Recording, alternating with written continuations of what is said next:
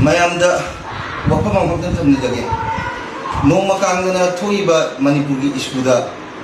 hangangdana garangsi malomda Nagaland-dagi driver ama Churachapurda pusanaba honarame maitai pagal abana haiduna social media da amadi news ki headline oiriba sina maram oiraga Manipurda khundamine riba furu myamgi marakta chainaba ama leire hairiba pawse aina tabadagi Human Rights International Federation na paw khambadagi driver expose tawkre haibado driver adu kothi thidana amasu paw phaunadana Human Rights International Federation gi office ta purak laga magi achumba thogoktugi achumba wari hanglaba matunda mabu ekhoigi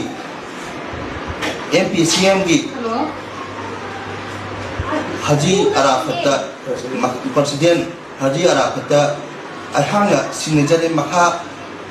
CSO myam ga paw phaunaraga malongi maira paibi amasung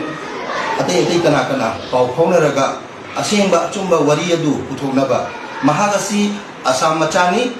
maitai pangal nate muslimni asam muslimni amasung matam sangna chahi tara gari thora aba amasung hairiba handleman naga macha ani sui hai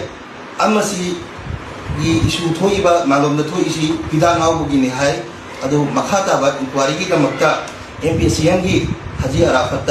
ai shamangna sinaraga CSO myam amasu maira pai bisinga paw phonaraga nungsi channa leibinungai kamakta makhata ba thabu lakhan ngai ai office tagi Human Rights International Federation office tagi Haji Arafat MPCM gi president da sinajare makhata ba takar leire kasu ain gi oiba koi mating pangani ki haraga dum chwai da tension jare